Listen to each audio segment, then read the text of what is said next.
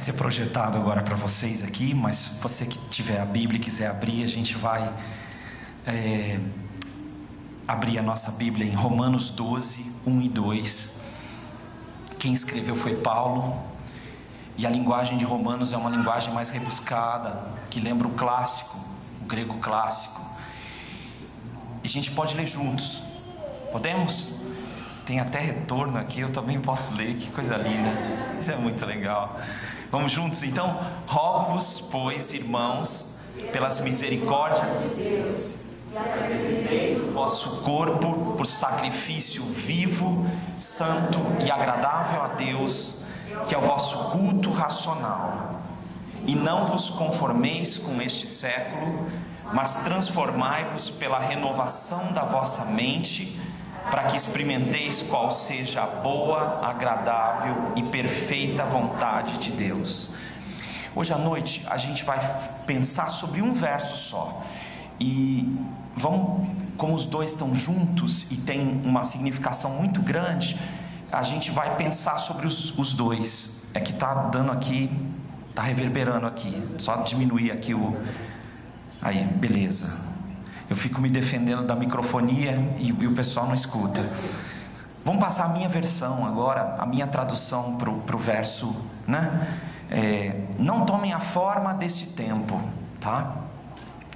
Mas passem por uma metamorfose, que metamorfou é o verbo usado no grego. Metamorfose foi o termo usado pelos biólogos depois para manifestar uma transformação profunda.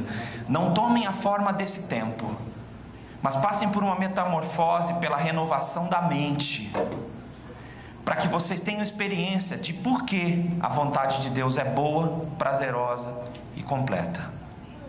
Ok? Não sei se ajudou, se facilitou, mas a gente vai pensar a respeito dessa temática tão importante e que é tão esperante, tão necessária. A gente sempre pensa em transformação, mas que esperança a gente vai ter para que essa transformação possa acontecer na vida da gente? Qual é a esperança que pode transformar a vida da gente? Então eu queria primeiro falar para vocês sobre a forma desse mundo. Cada profissão tem uma forma. Você pode achar que não, porque você está começando na profissão, mas depois de alguns anos ou décadas, você vai saber que quando você encontra alguém da sua mesma profissão, você olha para ele e já sabe que ele é da sua profissão. Porque cada profissão tem um estigma. Nós, seres humanos, trabalhamos com formas o tempo todo, e para nós, muitas vezes hoje, pós-modernos,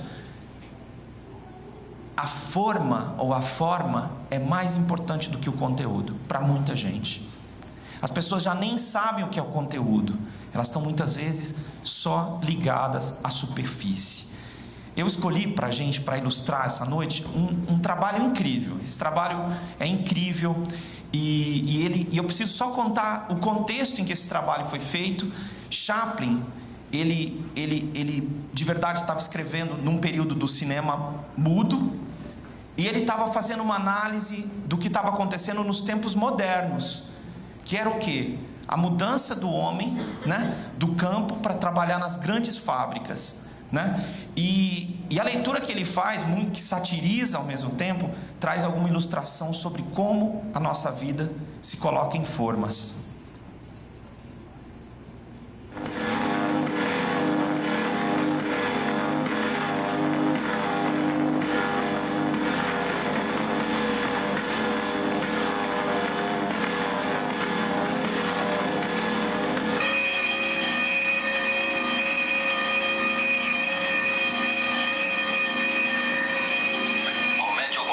Produção acelerada.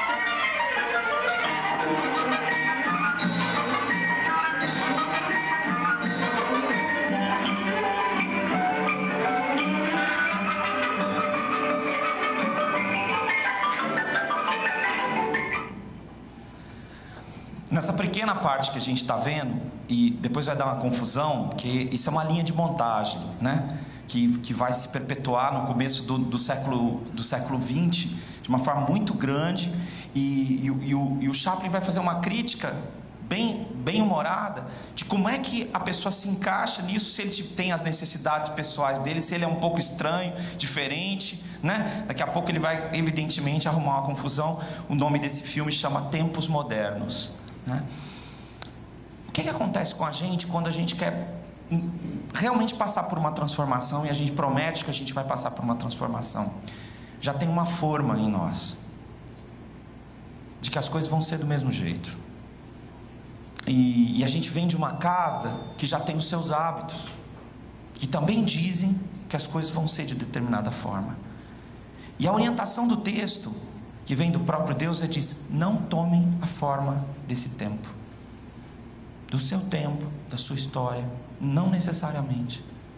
Você não precisa ser como a sua família foi, como a sua história. O que há de pior na sua família, o que há de pior na sua história, ela não precisa acontecer.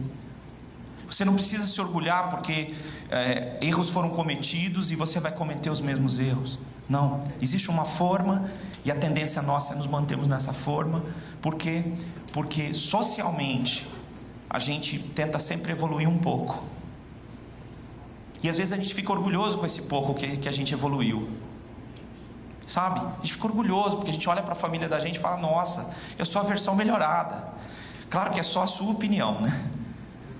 Mas a gente fica muito satisfeito com essa transformação que a gente acredita que passou, e a gente está exatamente dentro de uma forma que é a forma desse tempo que a gente está vivendo. E hoje em dia tem um monte. Parece que a gente, para ser socialmente aceitável, primeiro a gente tem que ser muito tolerante, e depois a gente precisa fazer o que a maioria está fazendo. Tem algumas coisas que parecem que são flexíveis, mas existem um monte de coisas que as pessoas estão fazendo na sua profissão, na sua família, no seu bairro. E não se conforme com esse tempo.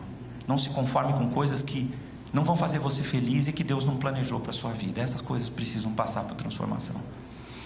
Nós estamos vivendo um tempo em que forma é mais importante do que conteúdo. Quando você vai comprar um carro, você olha o carro e acha ele lindo. Você nem sabe se ele é bom, mas você acha ele lindo. Quando você vai comprar de verdade um suco, a melhor embalagem já conquistou você. Estamos num tempo de design, o tempo todo a embalagem é mais importante do que o que está acontecendo. Hoje, o nosso país, se a gente fosse falar, ele é um país eminentemente cristão. Mas o que significa ser cristão? Qual é a profundidade dessa religiosidade que o brasileiro diz que ele tem? Forma é mais importante do que conteúdo. E eu queria te dizer uma coisa, que quando você cultua a forma, isso é uma idolatria. O que é idolatria? Criar uma imagem. Por quê? Porque você enclausura a Deus dentro de uma forma que você mesmo pré-estabeleceu. E no poema que eu escrevi, é exatamente isso que eu estou criticando. Não deixar que a sua religião se torne uma forma. Como a gente é seduzido por simplificações, sabe? Por colocar as coisas em caixas. E como a gente fica satisfeito quando a gente consegue resumir as coisas em pequenas caixas. Mas Deus diz que não é esse o propósito, nem é assim que você tem que viver. Não se conforme com esse tempo. Eminentemente, nós estamos vivendo um tempo de materialismo, e é muito difícil, e eu falo isso para todos, começando por mim, é muito difícil a gente não ser materialista. A gente analisa as pessoas, a gente, com o passar do tempo, julga muitas coisas. A gente olha, quando o cara é muito jovem, ele olha para o tênis, né? Para o sapatênis, né? Para um monte de coisas, o celular e assim por diante, porque nós estamos muito conectados, e as pessoas então, elas estão o tempo inteiro pensando em coisas. Como nós estamos nesse tempo sendo dominados por isso. Você quer viver fora dessa caixa? Você quer ser livre? Então você precisa ser transformado. Você precisa entender que a forma desse mundo, desse tempo, não é o plano de Deus para a sua vida. Então a transformação precisa vir de Deus, e ela é uma metamorfose, tá? Eu escolhi para a gente ver um pouco dessa metamorfose, e daqui a pouco a gente vai ver isso. Eu não sei se já ouviu um dito popular aí, que a cigarra cantou tanto que estourou, né? Se você é bem urbano, né, você nem ouviu falar disso, né? Eu tive pais que nasceram na fazenda, então essas histórias aí permearam a minha infância. Você já sabe, que se não sabe eu vou te explicar. A cigarra, porque você não vai ouvir isso aqui. A cigarra, ela de verdade é um inseto que na história canta enquanto a formiga trabalha, né? Porque a cigarra canta, é isso que ela faz. Mas existem cigarras que ficam 8 anos, às vezes, até 8 anos debaixo da terra. E depois então elas saem da terra e vêm para viver fora desse ambiente subterrâneo, para viver já então sobre a superfície. E eu queria que vocês vissem um pouco dessa transformação, dessa metamorfose.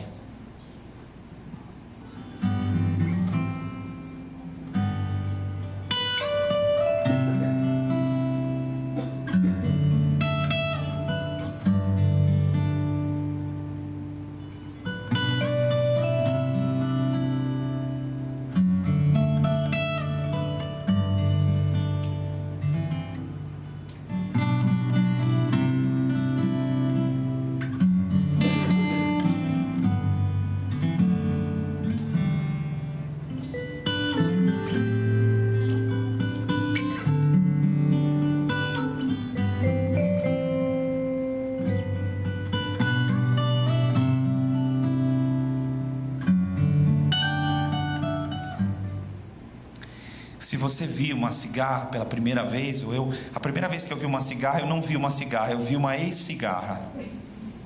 Cheguei lá e vi a casca da cigarra, assim meio discreto, encostei a mão nela, ela não se movia, e eu fui descobrir que a cigarra não estava mais lá, né? Porque é muito interessante como ela sai e fecha o lugar de onde ela saiu. Se fecha esse lugar, você imagina e juraria que tem um inseto ali, mas não tem mais, morreu. Aquela cigarra que vivia para aquela vida debaixo da terra não existe mais. Surgiu uma outra cigarra, uma que vai voar. Eu quero te dizer nessa noite que a metamorfose exige morte. Não dá para mudar com coisas continuando vivas. Metamorfose exige morte. Se a caixa é mais importante do que você, infelizmente você vai continuar lá. Metamorfose é morte. Jesus, uma das coisas mais lindas do simbolismo do andar com Jesus é o seguinte: é que passa por cruz. A vida que a gente tem, a vida que a gente tem, né, com Jesus, ela acontece através da cruz, da morte de Jesus. A gente vai ver disso. Algumas coisas precisam morrer para que outras nasçam. Algumas coisas conseguem coexistir juntas, outras não. Outras são antagônicas. E enquanto você disser que o antagônico é igual, que está tudo certo, as coisas continuam imutáveis. Algumas coisas precisam morrer. Principalmente, e como eu posso saber que algo precisa morrer para mim? Deus que criou você sabe o que precisa morrer. Ele te deu uma consciência, e a consciência fala com você dizendo: olha, isso aí não é seu caminho mais. E você diz: não, mas veja bem, não é seu caminho mais. Algumas coisas precisam morrer. Ah, eu quero voar. Não vai voar. Aquela cigarra não está apta para isso. Precisa surgir uma outra. A transformação vem de Deus. Qualquer transformação maravilhosa e poderosa e que vai dar um novo curso para a sua história, que você diz: que coisa maravilhosa que aconteceu, pode saber que veio de Deus, porque transformação vem de Deus. E você tem que se lembrar disso. Isso significa que em algum momento a gente vai abandonar algo que a gente chamava que era a nossa vida. Puxa, aquela era a minha vida, aquela era a sua vida, não é mais. Alguma coisa interviu e mudou. Eu conheço história de filhos que ficaram, de pais que ficaram saudáveis, começaram a viver uma vida saudável porque seus filhos começaram a conversar com eles, dizendo: pai, o que vai acontecer com o senhor? E o pai não sabia responder depois o que ia acontecer com ele, com os hábitos que ele tinha. E aquilo foi forte para ele, ele dizia: eu vou ter que mudar. porque eu não sei o que vai acontecer comigo mesmo se eu continuar vivendo dessa maneira. Deus nos chama para uma mudança de vida tão poderosa que aquilo que a gente chamava de vida não é mais a nossa vida. E é interessante que nós somos tão complicados que a gente determina muitas coisas na nossa vida que tem que ser a nossa maneira de viver para o resto dos nossos dias, e a gente acha que não vai ser feliz se não for daquele jeito. Mas aí Deus intervém com mudança na sua vida, e você diz assim: puxa, como a minha vida pode ter se tornado tão feliz assim, se era tão difícil para mim viver dessa forma. Quando essa nova vida começa, ela é muito tenra, porque a velha vida, os velhos hábitos, e quanto mais velho você que está me ouvindo for, você já mais velho que eu que já sou velho, né? Você ouvir, mais difícil é, porque você, apesar que tem jovem também que já é cheio de hábito, velho, saca? É aquela história velha mesmo, né? Cheio de mania, se você é cheio de mania, cara, pode crer que você é velho já, né? Por quê? Porque quando vão intervir nas suas manias, falando, você já fica todo cismado, né? E eu morei muito tempo só na minha vida, pelo menos para mim foi muito tempo. Quem mora muito tempo só cria um monte de mania, chega a ser mandinga até, né? E essas manias que você cria são a sua maneira de viver, e aquilo às vezes nem precisa ser necessariamente certo. Tem gente que considera que ele tem um transtorno obsessivo até pela maneira como ele vive, né? As coisas que ele tem que fazer para sentir tranquilidade e tal. Não estou chegando nesse extremo, eu estou só dizendo para você o seguinte: é que essa nova vida que vai começar em metamorfose, ela começa tenra, é uma vida nova. É como um primeiro amor, ou um grande amor. Ele precisa de muito cuidado, precisa de muito carinho, precisa ser respeitado. E a primeira pessoa que precisa respeitar essa nova vida que você vai experimentar ao lado de Deus é você, sabe? Fala, não, calma, deixa Deus fazer, porque é uma vida nova, é uma metamorfose, é uma outra história que eu vou viver. E você tem que ir com calma. Se você determinar um monte de coisas para essa nova vida, ela vai perecer. Ela precisa ter espaço para que Deus transforme a sua vida, o seu caminhar. Então, qual é a forma da esperança, que é sobre o que a gente vai falar nesse momento? No meu texto aqui diz: não tomem a forma desse tempo, mas passem por uma metamorfose, pela renovação da mente, para que vocês tenham experiência de porque a vontade de Deus é boa, prazerosa e completa. Como é que a esperança se coloca na nossa vida? Através da sua mente. Só que eu queria te explicar como que funciona isso. Um novo entendimento, que é uma possibilidade para essa tradução, e uma nova mente, é a minha escolha primeira, significa o seguinte: você estava usando determinados parâmetros para analisar as situações que você vivia, e aí Deus começou a trabalhar na sua vida, e Ele falou para você: você não está pensando direito não, cara, você é meio topeira, está cavando um buraco, não é esse o padrão. Então você precisa pensar com uma outra mente, porque a sua mente é resumida. Sua mente só excluiu da equação a espiritualidade. A sua mente só excluiu da equação a mim, que dei tudo que você tem. Então você precisa de uma nova mente. A sua mente antiga não funciona, porque você não entende o que eu estou fazendo por você. Quem passa por um milagre, ou acorda e vê quem é que realiza milagre, ou se agarra ao milagre e esquece, e pensa que a vida é isso. Não uma dádiva de Deus, mas fica com a dádiva. Você tem que se ligar, tem que ficar esperto. Por quê? Porque você precisa ter uma nova mente, para entender que Deus está em toda parte, e que Ele não vai usar advogados para defendê-lo, nem cientistas para comprovar a sua existência, porque você sabe que Ele está ao seu redor. Sua consciência sabe disso. Você pode fazer uso de tudo aquilo que a mente, os raciocínios humanos têm para pensar. Não pode usar a lógica, pode usar a ciência, pode usar o que for. Mas você precisa entender que para andar com Deus você tem que ter uma nova mente. Paulo, descrevendo isso,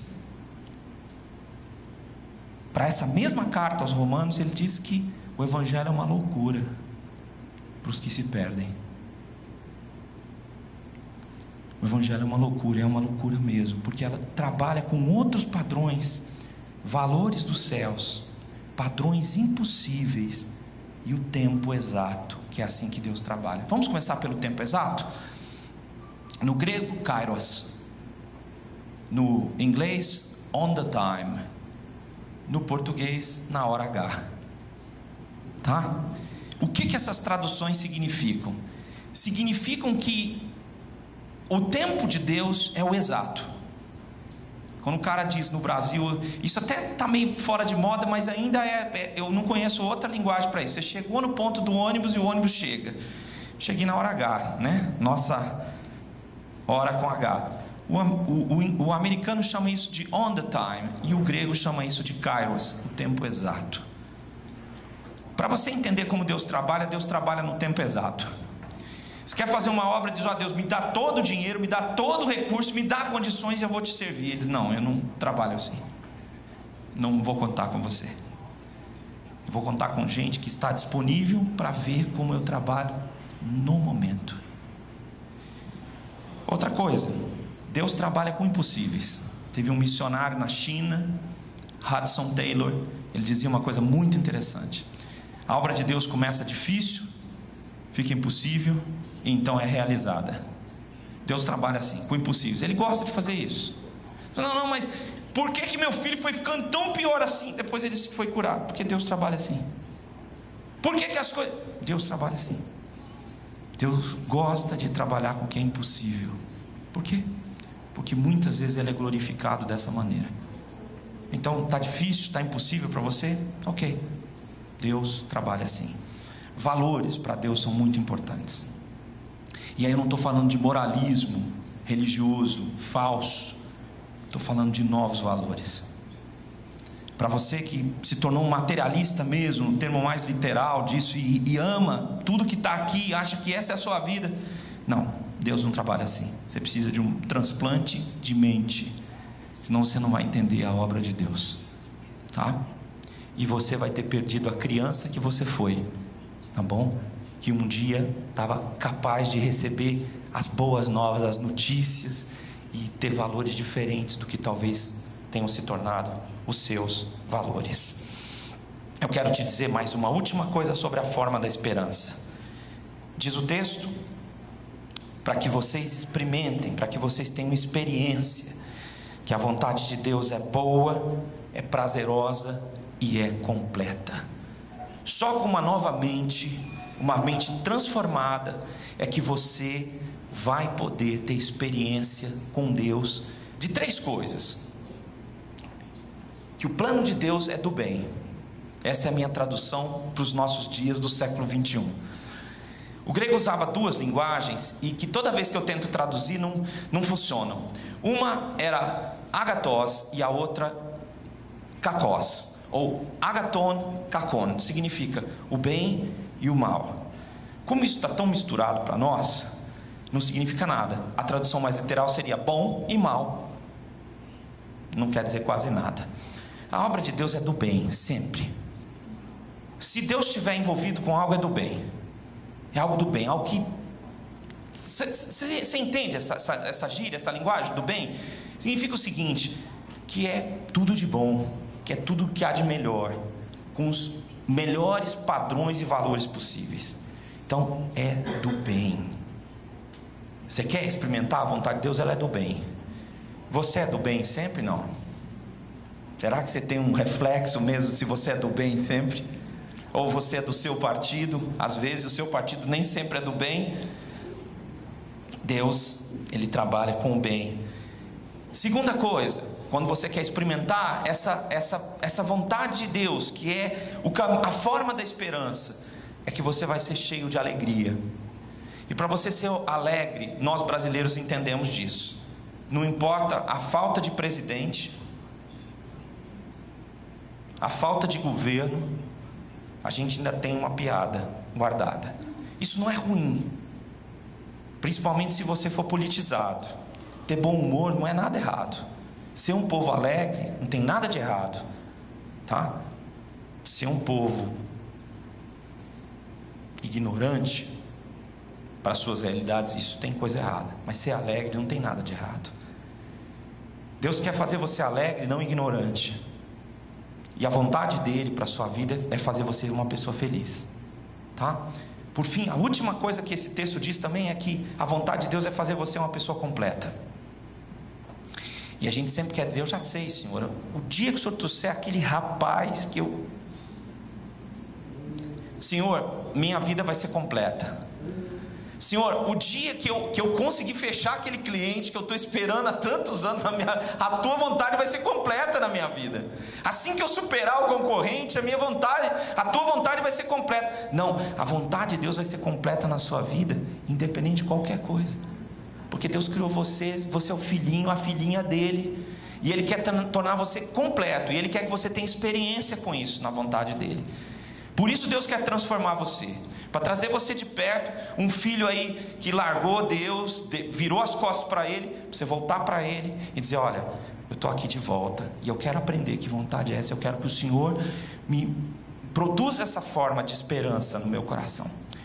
Por fim, eu queria te dizer que não adianta imaginar que tudo vai acontecer num dia. É uma jornada, e eu escolhi uma imagem para essa jornada que eu queria dividir para vocês aí. Eu queria contar o que é isso, lendo o texto, começo do texto.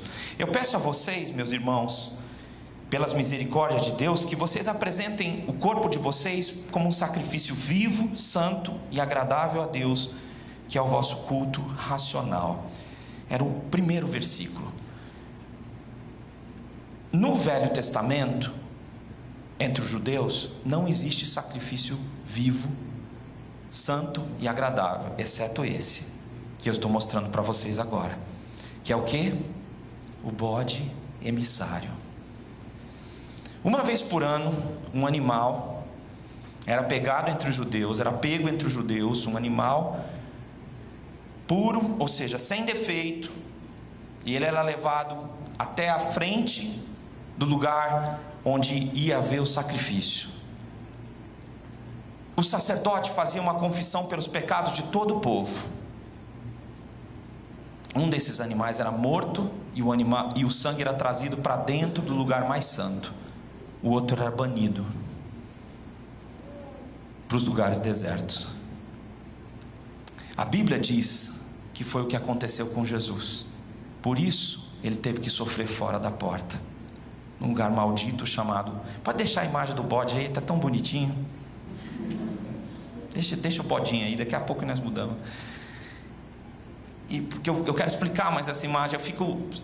Quando a Bíblia diz que Jesus sofreu fora da porta, ele teve que sair fora de Jerusalém e morrer num lugar chamado lugar da caveira, para expiar os nossos pecados. O bode ia para um lugar deserto, e nenhum judeu queria encontrar esse bode de jeito nenhum, porque aquele bode significava todo o pecado da nação inteira, e aquele bode era levado para um lugar muito longe. E eu fiquei vendo essa ilustração desse bode, olhando para a região desértica, porque a região desértica de Judá, ela mistura areia com pedras mesmo. E eu fiquei imaginando esse bode emissário aí, dizendo: olha o pecado de todos, e olha que lugar deserto e inóspito. Esse bode simboliza o próprio Senhor Jesus, Cordeiro de Deus que tira o pecado do mundo. E eu queria dizer que só existe transformação ao lado de Jesus. Só existe transformação quando você entende que Jesus morreu a sua morte pelos seus pecados para mudar a sua história, e que Ele pode fazer isso, e que essa transformação se inicia no sacrifício de Jesus. Porque Jesus morreu por você, porque Ele te ama, porque Deus te ama e mandou seu Filho morrer a sua morte, Um inocente morreu no lugar, como esse animal inocente morria, ou seja, tomava o pecado de todo o povo. Foi o que aconteceu. Por quê? Porque é assim que Deus resolveu mudar a sua vida, a sua e a minha vida. Você precisa experimentar o que a cruz significa. Não os cravos, porque Jesus já fez isso, mas a compreensão de que porque Jesus morreu, o que é impossível para você é possível para Deus. Ele fez se tornar possível. Então eu queria parar aqui agora e trazer você bem para perto para te dizer uma coisa. Às vezes a gente olha para a nossa situação social ou socioeconômica e a gente fica lutando como bons brasileiros para mudar de vida. E chega uma hora que você está esmurrando tanto a parede e não está acontecendo nada. Você está mudando de vida para pior, está sofrendo e não consegue chegar lá. Às vezes você olha para a sua vida e você se sente velho demais. Isso vai acontecer com todo mundo, tá? E você acha que você devia ter vivido outra vida. Às vezes isso acontece aos 20, às vezes aos 30, né? Mas para algumas pessoas isso vai acontecer de uma forma enlouquecedora, constantemente. E ela não vai saber o que fazer da vida dela. E ela vai dizer, puxa, o que eu tenho que fazer da minha vida? E hoje em dia, tempos tão livres, né? Em que a moçada sai do emprego e diz, não está legal. Os mais velhos falam, como é que é? Não está legal? Nós estamos vivendo dias em que a gente precisa entender como é que a nossa vida vai mudar. E eu queria dizer que não importa a sua idade, não importa a sua situação socioeconômica, nem a sua situação afetiva, a cruz de Cristo garante transformação para você. Você acredita nisso? Ele te ama. E Ele pode transformar você num garotão aí para começar projetos que você nem imaginava que você seria capaz de realizar.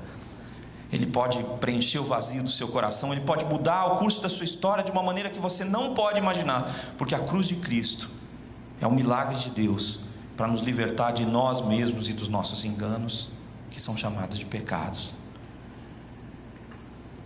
Viva o plano. Viva o plano. Deus tem um plano para você, que é chamado de vontade de Deus. Viva o plano. Não tenha vergonha de dizer, eu quero saber qual é o plano. E eu queria te dar alguns conselhos bíblicos e da minha leitura das Escrituras para a gente concluir a palavra dessa noite.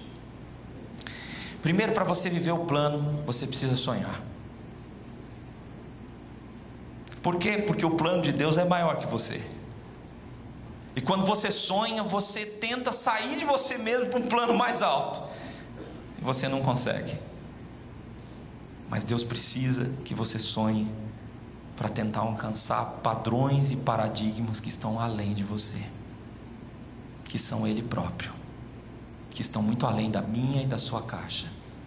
Então, sonhe.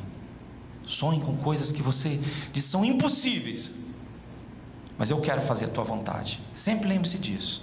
Eu quero saber qual é o teu plano para a minha vida, para me fazer pleno. Pare de esmurrar a parede da sua vida. Pare de colocar todos os seus sonhos em caixas e deixe que Deus te liberte. Porque Jesus veio a esse mundo para trazer liberdade para você. E a verdadeira liberdade é a presença dEle na sua vida. Não é um estilo maluquete que você acabou de inventar ou vai inventar daqui a alguns dias, mas é a presença dEle na sua vida. É o manual do Criador.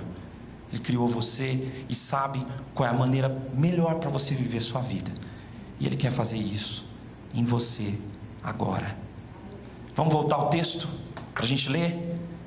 Agora, vamos lá? Vamos ler juntos? Rogo-vos, pois, irmãos, pelas misericórdias de Deus, que apresenteis o vosso corpo por sacrifício vivo, santo e agradável a Deus, que é o vosso culto racional. E não vos conformeis com este século, mas transformai-vos pela renovação da vossa mente, para que experimenteis qual seja a boa, agradável e perfeita vontade de Deus. Vejam bem, só para não confundir, boa, como é que estava a comida? Boa. Sua mãe já vai dizer boa, né? Então eu traduzi por do bem. Agradável, cheia de alegria. E perfeita eu traduzi por completo. Tá bom? Completo. Ser completo. Então, só para você não confundir, obrigado aí, ó. Tá aí. Boa, cheia de alegria e completa, né? Que Deus te abençoe em nome de Jesus. Eu quero convidar você a ficar de pé. Quero convidar você a cumprimentar uma pessoa atrás de você, dar uma boa noite. Nós temos depois um café lá fora para você estender esse boa noite. Cumprimente alguém que você não conhece, dê boa noite. Boa noite.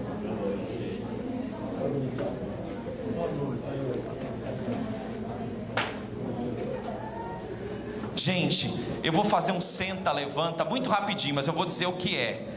Como já passou mais de um mês, eu queria destacar nessa noite quem está vindo pela primeira vez, tá bom? Então eu vou pedir quem não está vindo a primeira vez se sentar, e quem está vindo a primeira vez continua de pé. Legal? Fala o nome pra gente, o mico é completo. Jorge, Viviane, Catarina. Mais alguém? Não, que eu não estou pela primeira vez. Olha, tem muita gente que eu estou querendo ficar mais próximo, tá? Mas eu queria que vocês abraçassem esses queridos que estão vindo aqui hoje pela primeira vez, tá bom? Queridos, queridas, né? A Catarina, Jorge.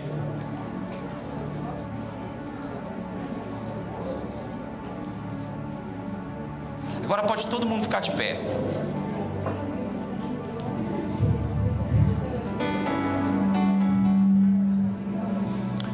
Vamos orar? Deus te abençoe, viu?